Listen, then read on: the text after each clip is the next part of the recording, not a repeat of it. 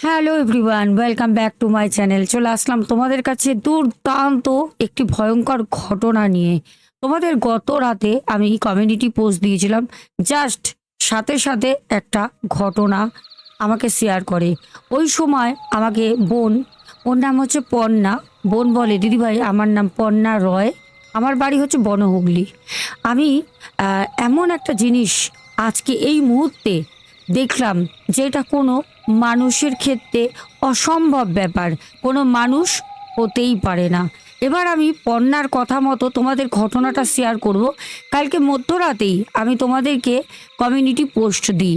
তোমরা সবাই জানো আমি রাতের বেলা যারা যারা আমাকে দিয়ে নানা রকম প্রবলেমের কাজগুলো সলভ করো, তো আমি বেসিক্যালি রাত 12টার পর সেই কাজগুলো করি মন্দিরে বসে। আমি জাস্ট কাজ শেষ করে যখন আমি উঠি, তারপর আমি যখন বেডে গিয়ে শুলাম, ফোনটা হাতে নিলাম, ফোনটা হাতে নিয়ে একটু এদিক ওদিক করি যতক্ষণ চোখে ঘুমটা না আসছে, কারণ কনস্ট্যান্ট তো আমি মোমবাতি আর প্রদীপ, মোমবাতি প্রদীপের সামনে বসে থাকি অন্ধকার ঘরে। তো উঠে গিয়ে যখন আমি বেডে শুই, তো শরীরটা একটু রিলিফ লাগে, মানে শরীরটা তো একদম রিলিফ লাগার মতো, মানে আমি সেরকম সারাদিন তো কাজ করি, সেরকম মানে খুবই ক্লান্তর মধ্যে থাকি, সেটা আমার চোখ মুখে তোমরা দেখে বুঝতেই পারছো। তো সেখানে গিয়ে আমি হঠাৎ করে রাতের বেলা দেখলাম যে কেউ হঠাৎ আমাকে একটা ঘটনা পাঠালো, তাও আবার এত রাতের বেলা। আমি তখন ভাবলাম এত রাতে ঘটনা পাঠাচ্ছে কি ব্যাপার। তারপর যাই হোক আমি ঘটনাটা পড়লাম। বনহুগলি থেকে আমাদের পন্না রয় বোন বলে দিদিভাই আমি তোমার ঘটনা শুনি, কিন্তু আমি কোনোদিন আশা করিনি আমার সাথে এরকম একটা ভয়ঙ্কর সত্য ঘটনা ঘটে যাবে। আমি তো ভূত প্রেত কোনোদিন বিশ্বাসই করি না। হ্যাঁ, রাতের বেলা তোমার ঘটনাগুলো শোনার একটা নেশা হয়ে গেছে, শুনতে ভালো লাগে, জাস্ট শুনি, কিন্তু ভয় পেতেও ভালো লাগে, মানে ওই শুনে একটা ব্যাকগ্রাউন্ড মিউজিক বেশ ভয়ঙ্কর। রাতের জানালার পাশে আমি জানালাটা হাট করে খুলে রাখি, বাইরে দেখি দোতলায় রুমে আমি শুয়ে থাকি, আর খুব ভালো লাগে ঘটনাগুলো শুনতে, নিজেকে নিজে এন্টারটেনমেন্ট করি।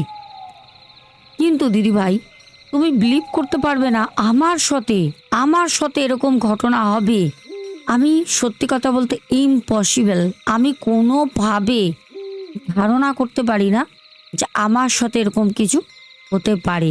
সেটা হচ্ছে যখন রাত প্রায় তখন 12:30 বাজে, প্রচণ্ড ঝোড়ো হাওয়া, প্রায় 11:30 11:45 দিয়ে ওঠে ঝোড়ো হাওয়া। কালকে অনেক জায়গায় বৃষ্টি হয়েছে জানি, আমাদের এখানেও বৃষ্টি হয়েছে রীতিমতো। আমি কালকে ভিজে ভিজে রাতে বাড়ি ঢুকেছি, আমি আর প্রিন্স। তো গাড়ি ছিল বলে আমাদের কাছে বাছা, না হলে জানি না মানে গাড়ি পেতাম কি না, ঝড় বৃষ্টি হলে এমনি গাড়ি কমে যায়। আমাদের পন্না বোন বলে দিদিভাই আমার মা হঠাৎ আমাকে বলল, কন্যা, মানে নিচ থেকে চিৎকার করে দোতলায়। মাকে বলি মা একটু ফোন করে বলে দিও। মা ফোন করে না, মানে উনি করবেন না, ওনার গলা যা আছে ফোন করার কোনো দরকার নেই। একতলা দিয়ে চিৎকার করলে ছাদে, দোতলা ছাদেও শোনা যায়, তো আমার রুমে তো শোনা যাবেই। তো মা আমাকে বলে পড়না ছাদে যা, ছাদের মনে হয় গেটটা লক করেনি আজকে তোর বাবা, বাবা সন্ধেবেলা ছাদে হাঁটে। আমি উপর থেকে মাকে বললাম আমার আর ভালো লাগে না, ছাদের গেট বন্ধ করবে না, দারোয়ান লাগাও, ঘরে দারোয়ান রেখে দাও। আমি পারবো না এইসব করতে, কারণ আমার বাবা বয়স হয়েছে জানি, প্রায়শই আমার বাবা উপরের ছাদের গেটটা লক করতে ভুলে যায়। আমি যেহেতু দোতলায় থাকি, রাত বিগতে ওনাদের মনে পড়ে যে এ মা ছাদের গেট খোলা রয়েছে, তখন বাবাও আসবে না, মাও আসবে না, আমাকে তখন দৌড়ে দৌড়ে দৌড়ে দৌড়ে কোনো রকম উঠতে হয়, উঠে আমাকে তখন কী করতে হয়, বন্ধ করতে হয়। এবার অনেক সময় হয় কি, বলে দিলেও মা বাবা বলে দিয়ে চুপ, দুজনে ঘুমাচ্ছে, আমার যতই চোখে ঘুম থাক আমাকে উঠতেই হবে, আমার কোনো উপায় নেই, আমাকে উঠতেই হবে। তো সেখানে গিয়ে আমাকে রাতের বেলা বললো, তখন প্রায় 12:30 বাজে, আমি উঠলাম। কন্যা বলে দিদিভাই অন্য এরকম প্রায় প্রায় দিন ছাদের এরকম দরজাটা খোলাই থাকে, ও বাবা ভুলে যায়, কোনো সময় মা ভুলে যায়, মা তো সেরকম ওঠে না, বাবা হাঁটে, আমিও উঠি। এবার আমি তো বেশিক্ষণ থাকি না, হয়তো 10-15 মিনিট থাকলাম। যদি বাবা না থাকলে তাহলে বাবা না থাকলে ফোনে বন্ধু বান্ধবের সাথে গল্প করি, আড্ডা দিই। বাবা থাকলে সেগুলো হয় না, নেবে চলে আসি। কন্যা বলে, দিদি ভাই আমি যখন গেলাম ছাদে, গিয়ে দেখলাম গেটটা ভেজানো। তা আমি তালাটা খুলে, জানি আমি রেখেছিলাম সকালবেলা, মা জামা কাপড় মেলতে দিয়েছিল, ছাদের ওপরে কোনো একটা দেয়ালের কোণে আমি রেখে দিয়েছি। কারণ আমি ওই গেট খুলে হট করে ছাদে উঠে যাই, কোনো জায়গায় একটা বসিয়ে রেখে দিই। আমি যখন গেটটা ছাদের খুললাম, একটা ঠান্ডা ঝোড়ো হাওয়া, ওহ কি বলবো, জাস্ট মাইন্ডটা না শীতল করে দিল। এত সুন্দর একটা ঠান্ডা, এমনিও পরিবেশটা ঠান্ডা, কিন্তু ঘরের একটা গরম চার দেয়ালের মধ্যে, সেটা তো বাইরে নেই। উফ, সে কি শান্তি, বলে বোঝাতে পারবো না। কন্যা বলে, দিদিভাই আমি ছাদে উঠলাম, আমার বাড়ির ছাদ, আমি রাতের বেলা উঠেছি, ছাদের আমি লাইট অন করিনি। আমি ছাদে আস্তে আস্তে হেঁটে হেঁটে, ওই দিকটা আমাদের বাগান আছে, পুকুর আছে। আমাদের না, অ্যাকচুয়ালি ওটা অন্য লোকের বাগান পুকুর, মানে আমাদের বাড়ির সামনের দিকে। আমি ওই দিকটা গিয়ে দাঁড়ালাম। আমাদের ওখানটা তো খুব খুব একটা শহর বা খুব একটা গ্রাম্য পরিবেশ বলা যায় না, একটা মধ্যবর্তী টাইপের জায়গা, শহরও না গ্রামও না।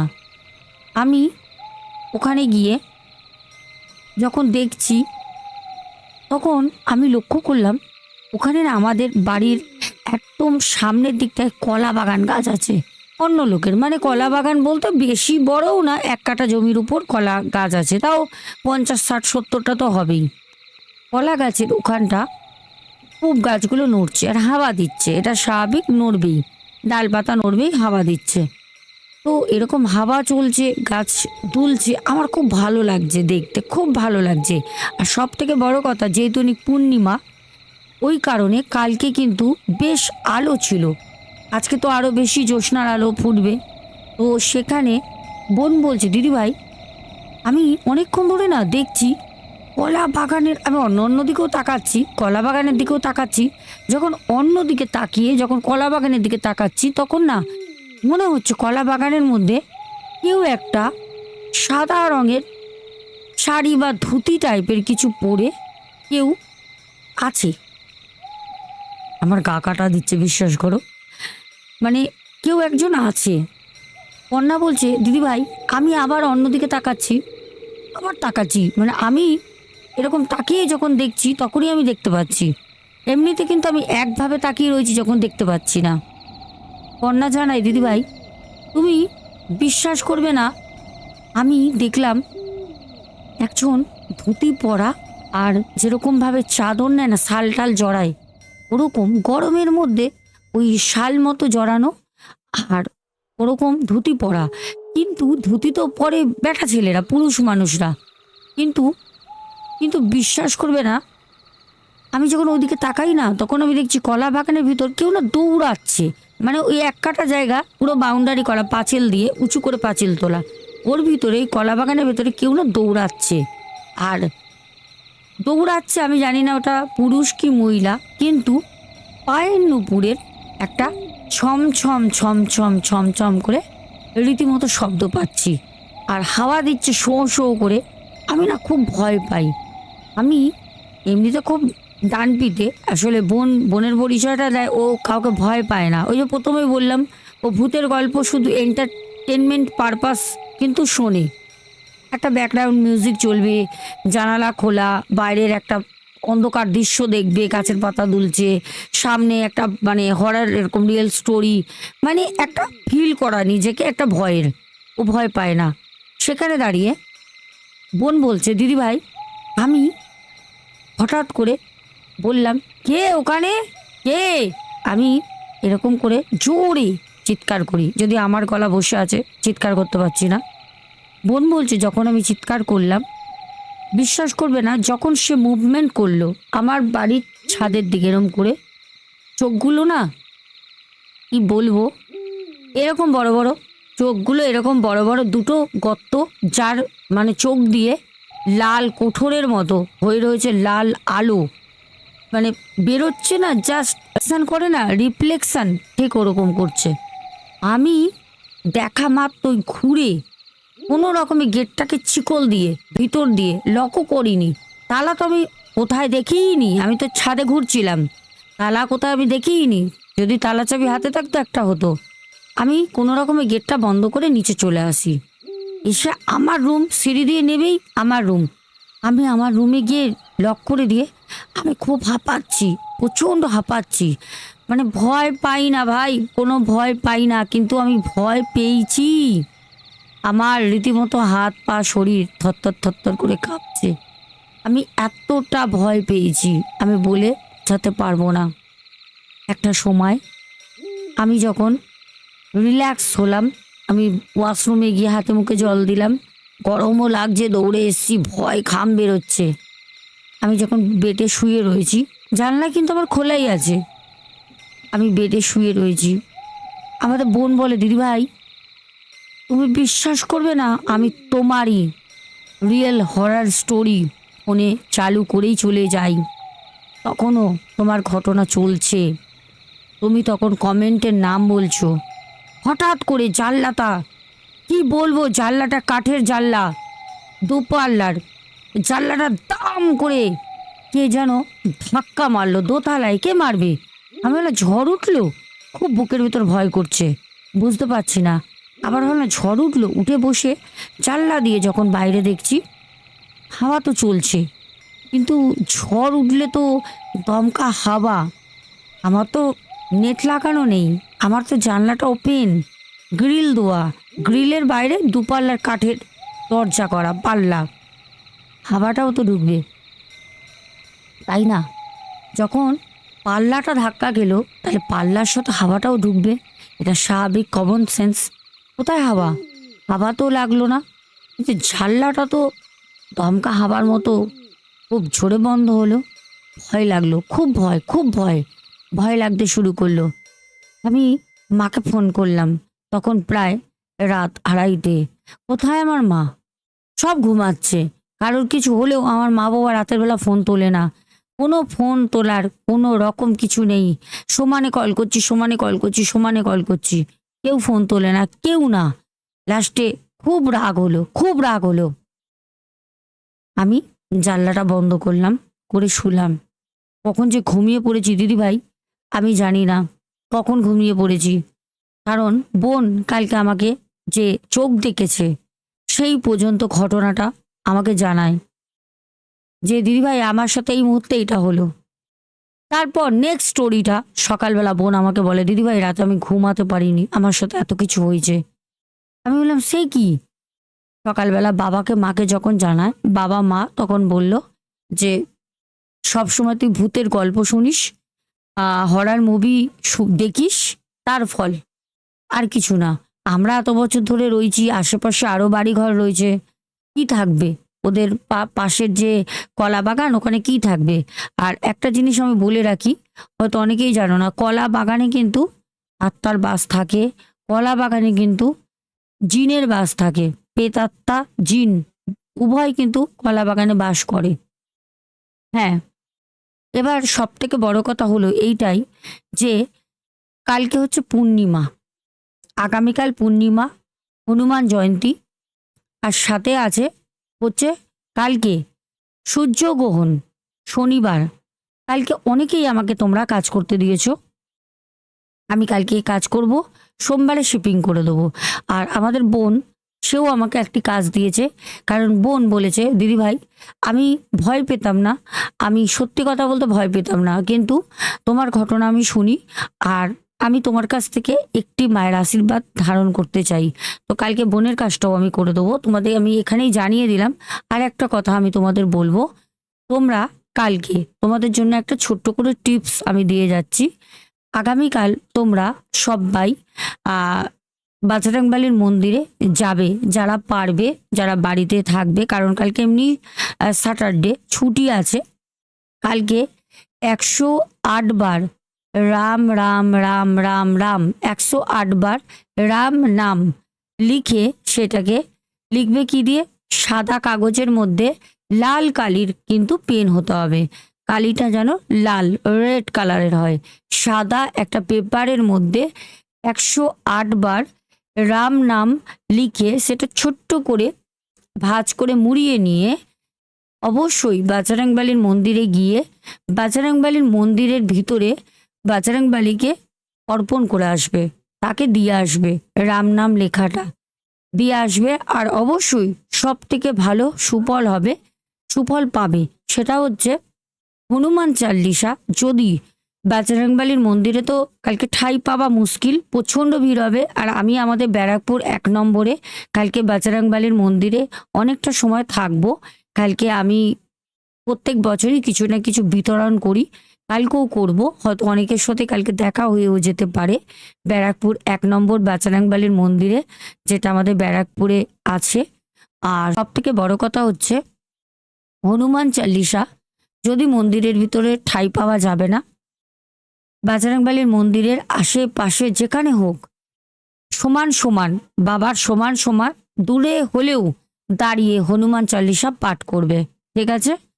এইটা করে কালকে যদি কোনো বাধা বিপত্তি, কোনো রকম মনের কামনা বাঞ্ছনা থাকে, অবশ্যই বাজরংবলীকে যখন ওই 108 বার রাম নাম লিখে যখন কাগজটা দেবে, তখনই কিন্তু বলবে মনের কামনাগুলো পূর্ণ হয়ে যাবে।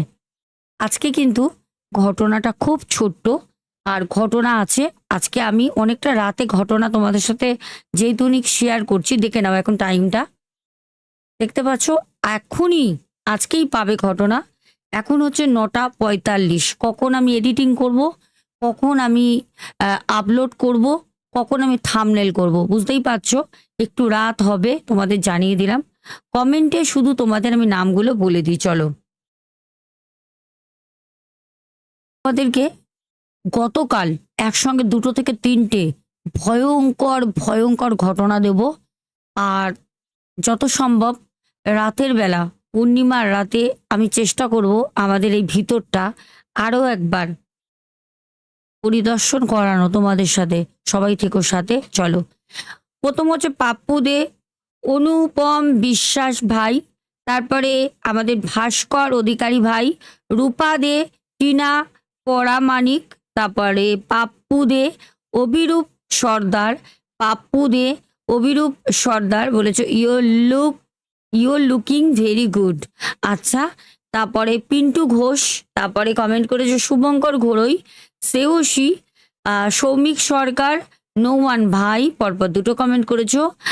মৌরয়, তারপর হচ্ছে সুমনা ভট্টাচার্য, পরপর 3টে কমেন্ট করেছো। শুভঙ্কর ঘোড়ই, তারপর কমেন্ট করেছো আপনজন, তোমাকে হঠাৎ পুরনো সেট আপে দেখে ভালো লাগছে। আচ্ছা, এবার আমি ওটাও ক্লিয়ার করে দিই। কালকে আমি পুরনো সেট আপ বেটের উপর বসে করেছি, আজকে আমি সেট আপে বসে আছি। অ্যাকচুয়ালি বলে নি, রাতের বেলা যখন আমি ভিডিও শ্যুট করছি তখন আমার ল্যাপটপে কোনো রকম প্রবলেম হচ্ছে না, দিনের বেলা প্রচণ্ড গরমে করতে পারছি না। ওর জন্য যখন যেরকম পারবো সেরকম জায়গায় আমি কিন্তু ভিডিও দেবো। এখানে ভিডিও করার পর ভিডিও গ্লিচ করছে, যেটা তোমরা শোনা কথায় গতকালের দুপুরের ঘটনায় প্রমাণ পেয়ে গেছো যে আমি কিন্তু মিথ্যা কথা বলি না বা বলছিও না। অ্যাঞ্জেলিনা সোরেন, এসকে কালিম দাদাভাই, তারপরে জয়িতা লাইফস্টাইল, তারপরে সুজাতা দাস, টুকু সাবারবাল, কোয়েল, রিম্পা, সন্তুর দুনিয়া, প্রদীপ দাস, প্রিঙ্কা মনিক, মৌমিতা দাস, পিঙ্কি খাতুন, চন্দনা গোপে দিদিভাই, পরপর 2টো কমেন্ট করেছো। কিষাণু মান্না, মামুনি হালদার, রিমলি বিশ্বাস, আচ্ছা, তারপর কমেন্ট করেছো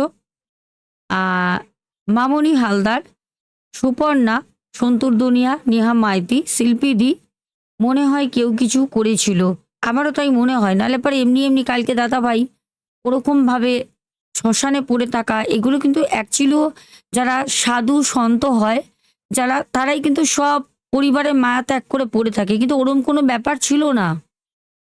নীলিমা সিং, স্বপ্না বাজাল দিদিভাই, টিনা আচারিয়া, তারপরে রুমিতা ঘোষ, রুমিতা পরপর 2টো মানে কমেন্ট করেছে। তারপরে রুমিতা ঘোষ অনেকগুলো কমেন্ট করেছে। তারপরে শ্বেতা বলেছে আই লাভ ইউ দিদি, লাভ ইউ টু বনু। তারপরে শ্বেতা বলেছে জয় বড়মা, জয় বড়মা, বড় মায়ের জয়, জয় মা গো। লতিকা নন্দী, তোমাকে পিঙ্ক পিঙ্কি গার্ল লাগছে। বাবা! শ্বেতা বলেছে তোমার গল্প বলাটা খুব ভালো লাগে দিদি। আচ্ছা। হোয়াইট কিং বনু, তারপরে আমাদের সৌমেন মহাপাত্র অনেকদিন পর, আমি ভয় পাই তাই দুপুরে শুনি। আচ্ছা।